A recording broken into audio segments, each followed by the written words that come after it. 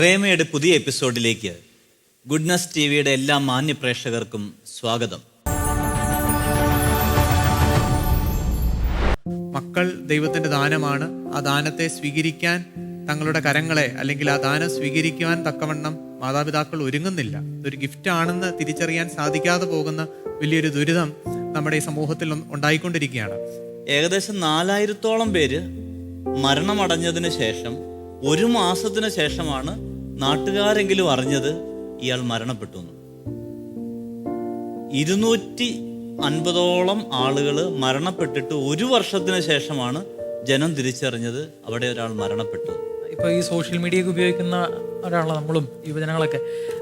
Highlight ചെയ്യുന്ന ഒരു trending ആയിട്ടുള്ള വീഡിയോ എന്ന് പറയുന്നത് ഒരെണ്ണം കഴിഞ്ഞു ഇനി അടുത്ത് വേണ്ട എന്ന് പറഞ്ഞിട്ടുള്ളൊരു ഇതാണ്. അപ്പോൾ ഗർഭധാരണം കുറേ പേരിൽ സംഭവിക്കും. ഏകദേശം 10% എങ്കിലും ഇപ്പോൾ മക്കളില്ലാത്ത ദമ്പതികളുണ്ട്. അത് കൂടിക്കൊണ്ടിരിക്കുകയാണ്. ഇപ്പം ഒരു ഡോക്ടർ ഈ അടുത്ത് പറഞ്ഞത്, ആ ഡോക്ടറിൻ്റെ അടുത്തേക്ക് ഇൻഫെർട്ടിലിറ്റി ട്രീറ്റ്മെന്റിനാണ് കൂടുതൽ ആൾക്കാരും വരുന്നത്. കഴിഞ്ഞ എപ്പിസോഡിൽ നമ്മൾ കണ്ടത് ദാമ്പത്യത്തിൻ്റെ അല്ലെ വിവാഹത്തിൻ്റെ ഏറ്റവും പരമമായ 2 ലക്ഷ്യങ്ങളെക്കുറിച്ചാണ്. അത് സ്നേഹമേകാനും ജീവനേകാനും എന്ന 2 ലക്ഷ്യങ്ങളായിരുന്നു.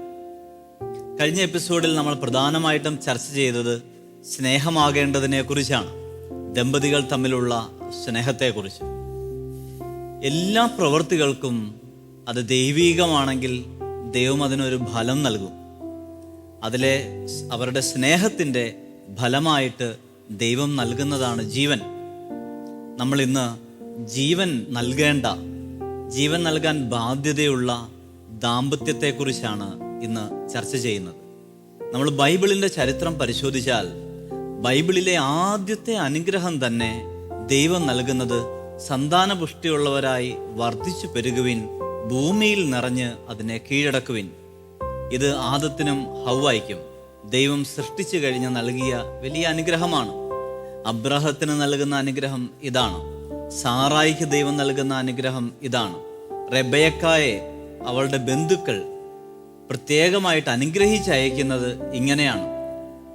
നോഹയ്ക്ക് ദൈവം നൽകുന്ന അനുഗ്രഹം, പ്രളയത്തിനു ശേഷം നൽകുന്നത് ഈ ഒരു അനുഗ്രഹമാണ്.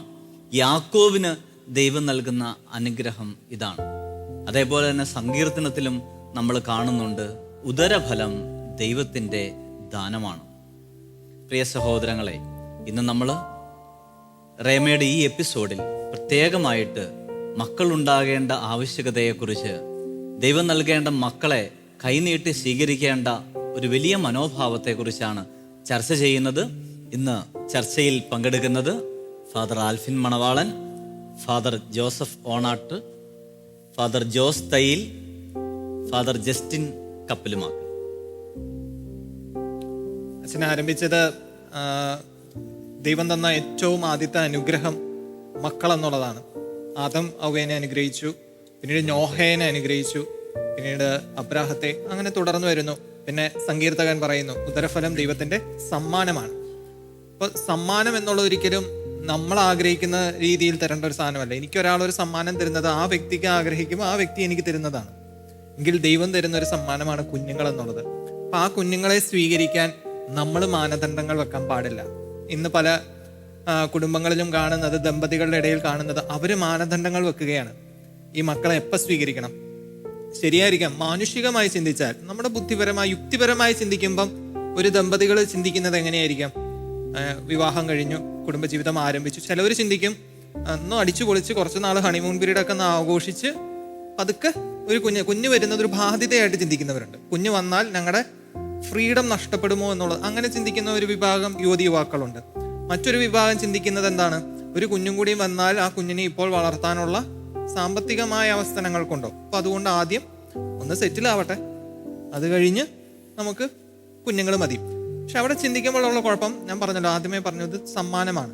സമ്മാനം ദൈവമാണ് തീരുമാനിക്കുന്നത് എപ്പോൾ തരണമെന്ന്. എനിക്കറിയാം, എൻ്റെ വളരെ അടുത്ത ബന്ധത്തിലുള്ള ഒരു സഹോദരി വിവാഹം കഴിഞ്ഞ്, അപ്പോൾ ആ സഹോദരി വിവാഹം കഴിഞ്ഞ് ഏകദേശം ഒരു 6 മാസം 1 വർഷമൊക്കെ ആകുമ്പം സംസാരിച്ചപ്പം സഹോദരി പറഞ്ഞു, ഞങ്ങൾ ജോലിയെടുത്ത് നല്ലൊരു സാമ്പത്തികമായ നല്ലൊരു ഭദ്രതയിൽ എത്തിക്കഴിയുമ്പോൾ കുഞ്ഞിന് ജന്മം കൊടുക്കാൻ, കാര്യം ഞങ്ങൾക്ക് ആ കുഞ്ഞിന് വേണ്ടതെല്ലാം കൊടുക്കണം. നല്ല സമൃദ്ധിയിൽ വളരണം. അപ്പോൾ അവർ പറഞ്ഞു ഒരു 2 വർഷമൊക്കെ നല്ല ജോലിയുണ്ട് അവർക്ക്. അപ്പോൾ 2 വർഷമൊക്കെ ജോലി ചെയ്ത് കഴിയുമ്പോൾ ഞങ്ങൾക്ക് നല്ല വരുമാനമൊക്കെ ആവും, ഒരു വീട് ചിലപ്പോൾ പണിയാൻ പറ്റും, ഇതൊക്കെ ഉണ്ട്. ഇത് കഴിയുമ്പോൾ ഞാൻ ഓക്കെ ആയിരിക്കാം എന്ന് പറഞ്ഞു. അവർ 2 വർഷം കഴിഞ്ഞ് ഒരു കുഞ്ഞിന് വേണ്ടി ആഗ്രഹിച്ചു, പക്ഷെ അവർക്ക് കിട്ടിയില്ല. 5 വർഷം കാത്തിരിക്കേണ്ടി വന്നു. അപ്പം അവിടെയാണ് മനസ്സിലാക്കേണ്ടത്, ഇത് ദൈവം തരേണ്ട സമയത്താണ് നമ്മൾ സ്വീകരിക്കേണ്ടത്. അതിനകത്ത് ഒരു ഉദാഹരണമായിട്ടല്ല, നമ്മൾ വചനം എടുത്തു നോക്കാം. നമുക്കറിയാം മത്തായിയുടെ സുവിശേഷം 19-ാം അധ്യായത്തിലാണ് വിവാഹത്തെക്കുറിച്ച് പറയുന്നത്. നമ്മൾ കഴിഞ്ഞ എപ്പിസോഡിലെല്ലാം അത് കണ്ടതാണ്. അവിടെ വിവാഹത്തെക്കുറിച്ച് പറഞ്ഞു, പിന്നെ വിവാഹമോചനത്തെക്കുറിച്ച് പറഞ്ഞു. പിന്നെ അടുത്തത് പറയുന്നത് എന്തുവാ? ഈശോയുടെ അടുത്തേക്ക് ശിശുക്കൾ വരുമ്പം ശിഷ്യന്മാരെ തടയുന്നതാണ്. ഇതൊരു കണ്ടിന്യൂറ്റി പോലെ പറയുന്നത്. അപ്പൊ അവിടെ ഈ ശിശുക്കളെ എൻ്റെ അടുത്ത് വരുവിൻ, ഞാനവരെ അനുഗ്രഹിക്കട്ടെ, ശിശുക്കളെ ഇഷ്ടമാണ് യേശുവിന്, ആ ഒരു ആസ്പെക്റ്റിൽ നിന്നും കുറച്ചും കൂടെ മാറി ചിന്തിച്ചാൽ വിവാഹമോചനം ഉടനെ തന്നെയാണ് ശിശുക്കളെ പറയുന്നത്. ഒരു വിവാഹത്തിൽ നമുക്ക് ലഭിക്കുന്ന ശിശുക്കളെ തടയാൻ നമുക്ക് അവകാശമില്ല. അത് ദൈവം തരുന്നതാണ്. അത് നമ്മൾ തടയരുത് എന്നുള്ളതാണ് ഈശോ അവിടെ തരുന്ന ഒരു ഉദാഹരണം, അല്ലെങ്കിൽ നമുക്ക് തരുന്ന ഒരു പാഠം. അപ്പോൾ ശിശുക്കളെ നമ്മൾ ആഗ്രഹിക്കുന്ന സമയത്തല്ല, യഥാർത്ഥത്തിൽ ദൈവം ആഗ്രഹിച്ച് തരുന്ന ഒരു കാര്യമാണ്. അത് നമ്മൾ ഒന്ന് മനസ്സിലാക്കേണ്ടതാണ് എല്ലാ യുവക്കരും. അച്ഛാ, ഈ ഒരു കാലയളവിൽ എനിക്ക് തോന്നുന്നു ഇന്ന് ലോകത്ത് പടർന്നുകൊണ്ടിരിക്കുന്ന വലിയ തിന്മകളിലൊന്ന് ഈ കോൺട്രാസെപ്റ്റീവ് മെൻറ്റാലിറ്റിയും കോൺട്രാസെപ്റ്റീവ് കൾച്ചറുമാണ്. മക്കൾ ദൈവത്തിൻ്റെ ദാനമാണ്, എന്നിരുന്നാലും ആ ദാനത്തിന് വിലങ്ങതടിയായി നിൽക്കുന്ന ഒരു കോൺട്രാസെപ്റ്റീവ് കൾച്ചർ തന്നെ ഇന്ന് ലോകത്ത് വളർന്നുകൊണ്ടിരിക്കുകയാണ്. ഇതിനെ നേരിടാമെന്ന് സഭ പോലും ചിന്തിച്ചുകൊണ്ടിരിക്കുകയാണ്. കാരണം മക്കൾ ദൈവത്തിൻ്റെ ദാനമാണ്. ആ ദാനത്തെ സ്വീകരിക്കാൻ തങ്ങളുടെ കരങ്ങളെ, അല്ലെങ്കിൽ ആ ദാനം സ്വീകരിക്കുവാൻ തക്കവണ്ണം മാതാപിതാക്കൾ ഒരുങ്ങുന്നില്ല. ഇതൊരു ഗിഫ്റ്റാണെന്ന് തിരിച്ചറിയാൻ സാധിക്കാതെ പോകുന്ന വലിയൊരു ദുരിതം നമ്മുടെ ഈ സമൂഹത്തിൽ ഉണ്ടായിക്കൊണ്ടിരിക്കുകയാണ്. ഈ കാലയളവിൽ നമുക്കറിയാമല്ലോ, നമ്മളെല്ലാവരും പോപ്പുലർ മിഷൻ ധ്യാനങ്ങൾക്കൊക്കെ പോകുന്നവരാണ്. അതിൻ്റെ പ്രധാനപ്പെട്ട ഒരു ഭാഗമാണ് ഭവന സന്ദർശനം. നമ്മൾ ഈ ഭവനങ്ങൾ സന്ദർശിക്കുമ്പോൾ നമ്മുടെ ഭവനങ്ങളിൽ ഉള്ളവരാരാണെന്ന് വൈദികർക്ക് അറിയാം. നമ്മുടെ കൂട്ടത്തിൽ ഭവനങ്ങളിലുള്ളത് പ്രായമായ ഒരു അപ്പച്ചനും പ്രായമായ ഒരു അമ്മച്ചിയും മാത്രമേ അവർക്കുള്ളൂ. 2 മക്കളെ വൈദികരാകാൻ വിട്ടു എന്നല്ല ഇതിൻ്റെ അർത്ഥം. ഉണ്ടായിരുന്ന 2 മക്കളെ സന്യസ്തരാകാൻ വിട്ടു എന്നല്ല ഇതിൻ്റെ അർത്ഥം. 2 മക്കളെ ഉള്ളൂ. ഈ 2 മക്കളും ഇത് വിദേശത്തേക്ക് ചേക്കേറിയിരിക്കുകയാണ്. ഇവർ ശരിക്കും പറഞ്ഞാൽ ഒരു അനാഥരെന്ന രീതിയിലാണ് ഈ മാതാപിതാക്കൾ ഈ ഭവനങ്ങളിൽ കഴിയുന്നത്. ദൈവം നൽകാനിരുന്നിരുന്ന അനുഗ്രഹങ്ങളെ സ്വീകരിക്കാത്തത് കൊണ്ടാണോ ചിലപ്പോൾ ഇങ്ങനെയൊക്കെ സംഭവിക്കുന്നതെന്ന് നമ്മൾ ധ്യാന വിഷയമാക്കേണ്ടതാണ്. നമ്മുടെ വീടുകൾ ശൂന്യമാണ്. ഇതിനെക്കുറിച്ച് ഡോക്ടർ മറുപടി പറയുന്നതിന് മുൻപ് ഈ ഒരു പ്രതിസന്ധി ഉണ്ടാക്കുന്ന വലിയൊരു ഭവിഷ്യത്തിനെ കുറിച്ച് ദീപിക പത്രത്തിൽ ഒരു വാർത്തയുണ്ടായിരുന്നു. അത് ജപ്പാൻ രാജ്യത്തെക്കുറിച്ചാണ്. ജപ്പാൻ രാജ്യത്തിൽ ഈ വർഷം 6 മാസം പിന്നിട്ട് കഴിഞ്ഞപ്പോൾ ഏകദേശം 40,000-ഓളം പേര് ആരും അടുത്തില്ലായിരുന്ന സമയത്ത് വീട്ടിൽ കിടന്ന് മരണമടഞ്ഞു. ഏകദേശം 40,000-ഓളം വൃദ്ധജനങ്ങൾ ആരും ഭവനത്തിൽ ഇല്ലാതിരുന്ന സമയത്ത് മരണമടഞ്ഞു. എന്നിട്ട് മറ്റൊന്ന് പറയുന്നത്, ഏകദേശം 4,000-ഓളം പേര് മരണമടഞ്ഞതിന് ശേഷം 1 മാസത്തിന് ശേഷമാണ് നാട്ടുകാരെങ്കിലും അറിഞ്ഞത് ഇയാൾ മരണപ്പെട്ടു. 250-ഓളം ആളുകൾ മരണപ്പെട്ടിട്ട് 1 വർഷത്തിന് ശേഷമാണ് ജനം തിരിച്ചറിഞ്ഞത് അവിടെ ഒരാൾ മരണപ്പെട്ടു. ഇത് നമ്മളെ ഭീതിപ്പെടുത്തുന്ന ഒരവസ്ഥയാണ്.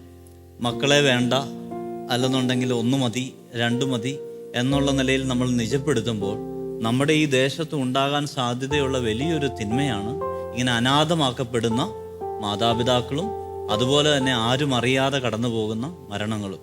ഈ സമയങ്ങളിലൊക്കെ ഏതെങ്കിലും ഒരു മരണ വീട്ടിൽ ചെന്ന് കഴിഞ്ഞാൽ ഈ ശവമഞ്ചം പിടിക്കാൻ പോലും ആരുമില്ല.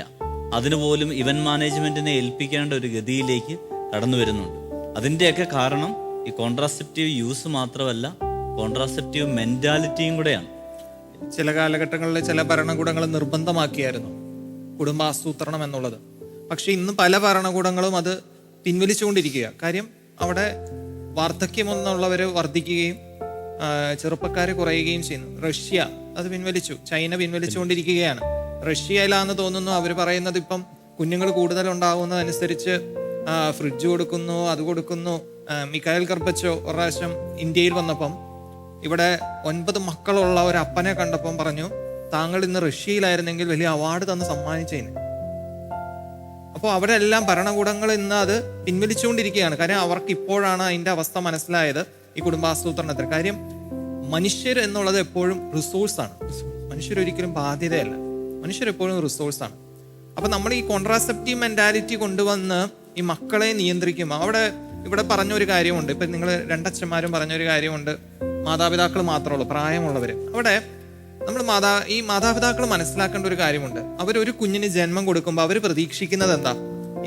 ഈ മകൻ അല്ലെങ്കിൽ മകൾക്ക് വേണ്ടതെല്ലാം നന്നായി കൊടുത്ത് വളർത്തി ഭാവിയിൽ അവർക്ക് പ്രായമാകുമ്പോൾ ഈ മകനോ മകളോ ഇവരെ നോക്കുമെന്നൊരു ചിന്തയാണ്. പക്ഷെ അവിടെ ദൈവത്തിന്റെ പദ്ധതി നമ്മളൊന്ന് ചിന്തിക്കണം. ദൈവം ഓരോ മക്കൾക്കും ഓരോ കൃപകൾ കൊടുക്കുന്നുണ്ട്.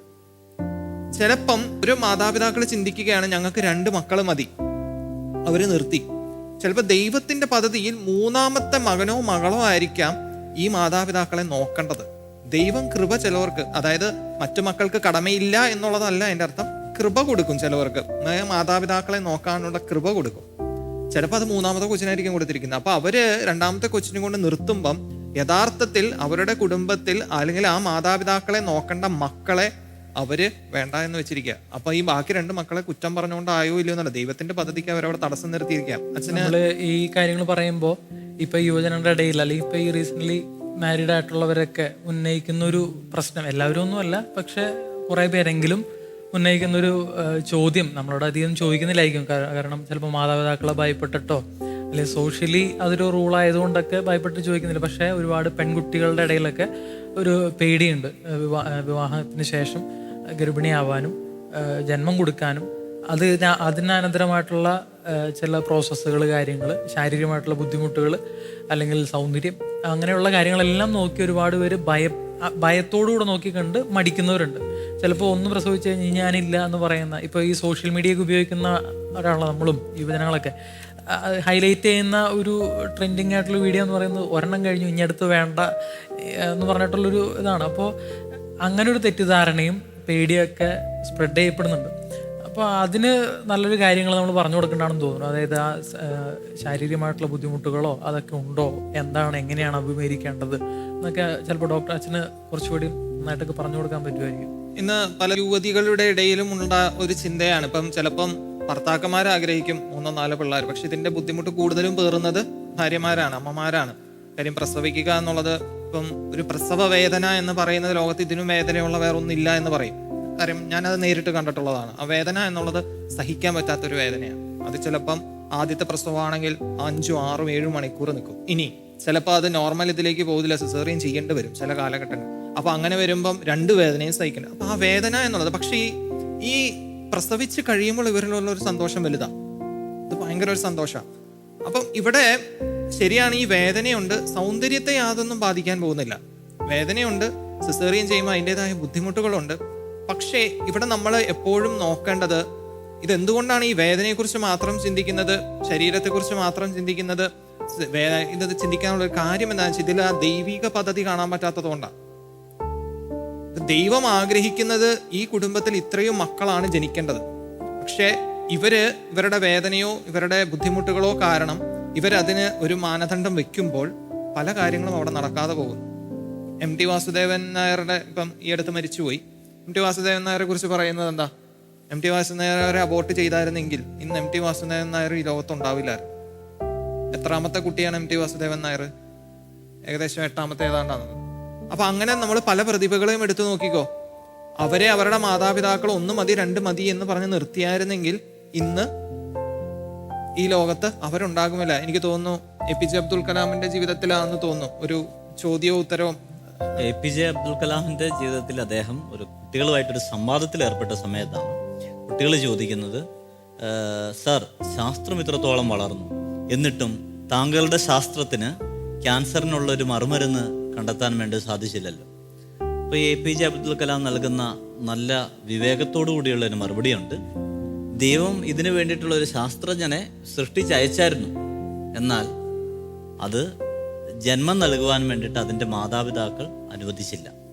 അപ്പം ഇതുപോലെ തന്നെ ജന്മം എടുക്കാതെ പോകുന്ന ഒത്തിരി ശാസ്ത്രജ്ഞന്മാരും കഴിവുള്ളവരും അല്ലെ സ്പോർട്സ് താരങ്ങളും ഒക്കെ ഉണ്ട്. റൊണാൾഡോ പോലും അവസാന സമയത്ത് മാതാവിൻ്റെ കരുണ കൊണ്ട് ജന്മമെടുത്ത സ്വന്തം അമ്മയുടെ കരുണ കൊണ്ട് അല്ലെന്നുണ്ടെങ്കിൽ അബോർട്ട് ചെയ്യാൻ വേണ്ടി തീരുമാനിച്ച ഒരു കുട്ടിയായിരുന്നു.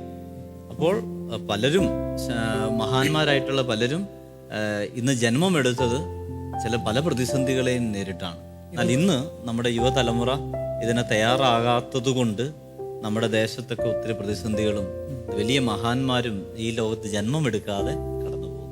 ഇപ്പൊ ബൈബിളിൽ വചനം പറയുന്നുണ്ടല്ലോ, മക്കൾ ദൈവത്തിന്റെ ദാനമാണ്. പക്ഷേ ഒരുപാട് യുവജനങ്ങളുടെ ഇടയിലും അല്പം വിശ്വാസത്തിൽ കുറവുള്ളവരൊക്കെ ദൈവത്തിന്റെ ദാനം എങ്ങനെ ആവണമെന്ന് ചോദിക്കുന്നവരുണ്ട്.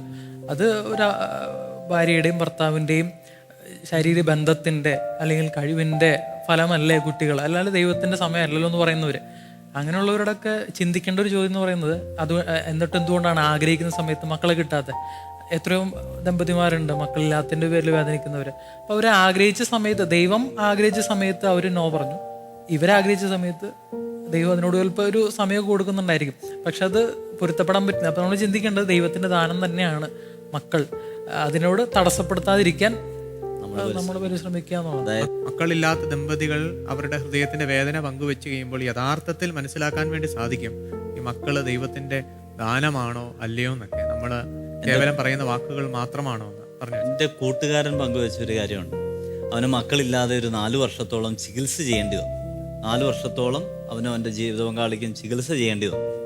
അതിന് മക്കളുണ്ടായി, ഒരു കുട്ടിയുണ്ടായി, 2 കുട്ടിയുണ്ടായി, പിന്നെ ഒരു ട്വിൻസ് ഉണ്ടായി.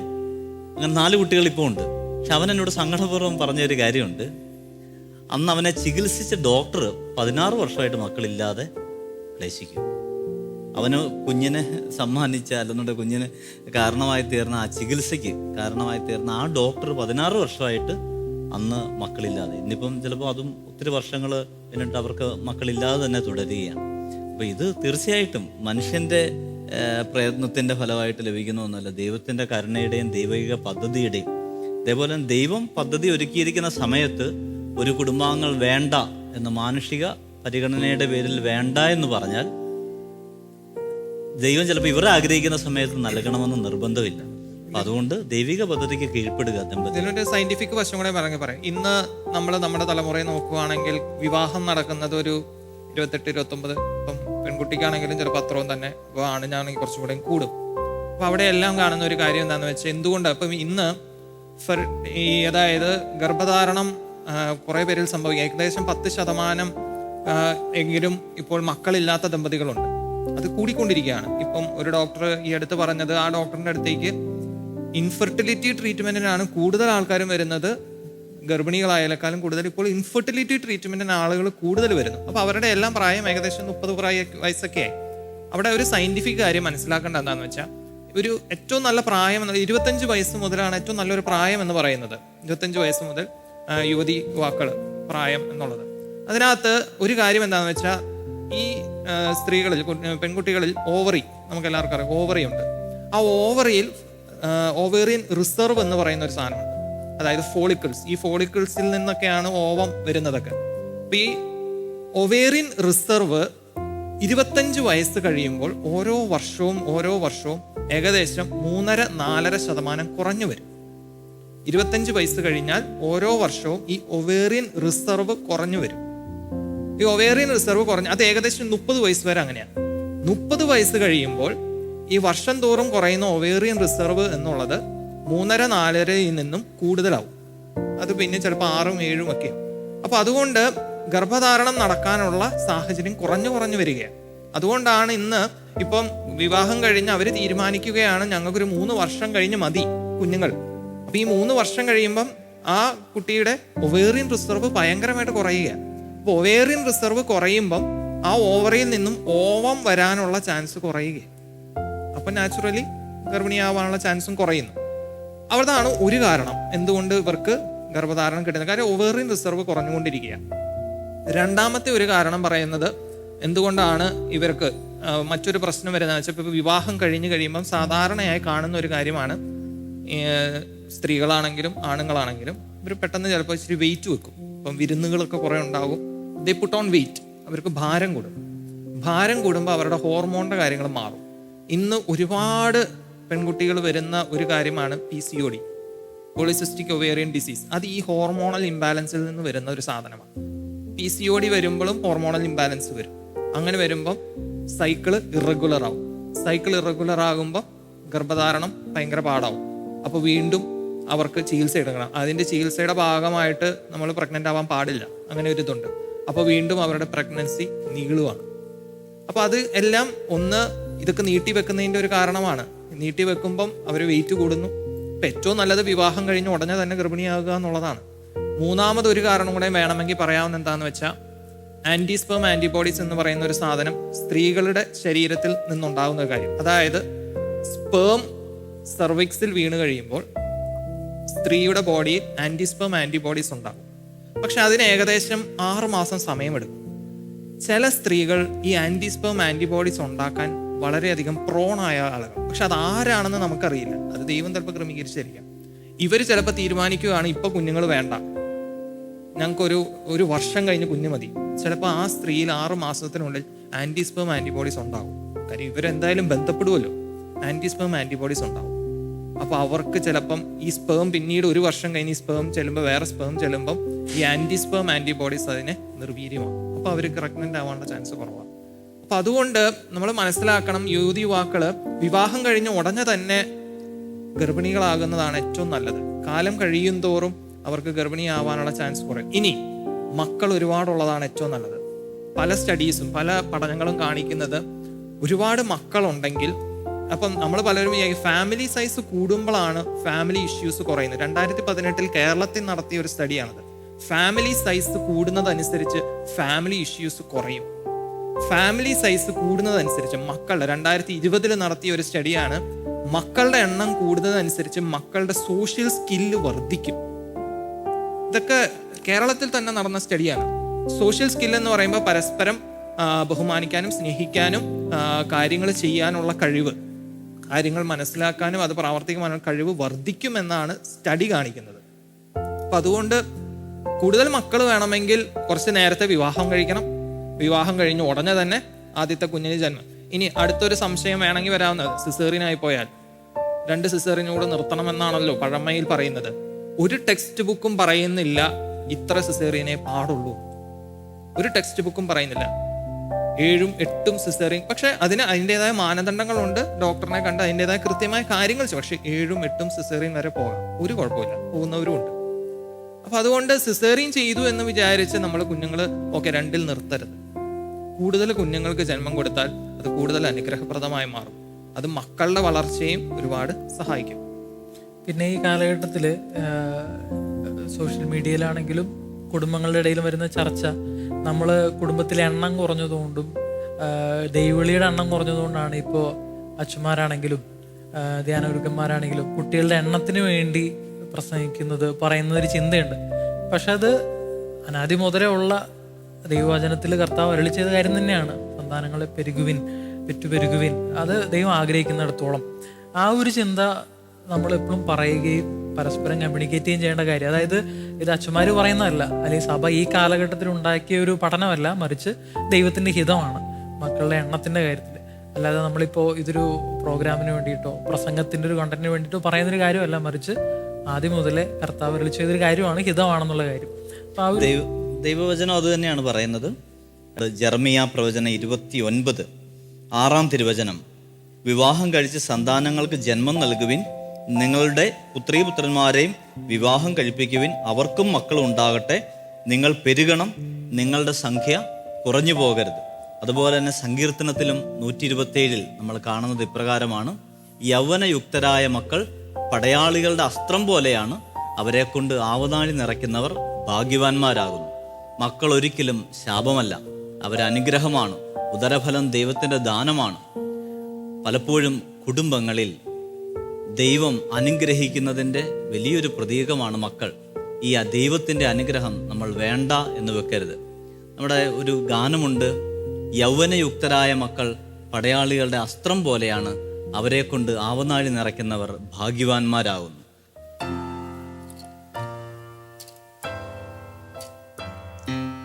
യൗവനകാലേ ജനിക്കുന്ന മക്കൾ യോദ്ധാവ് പേറുമസ്ത്രം പോ,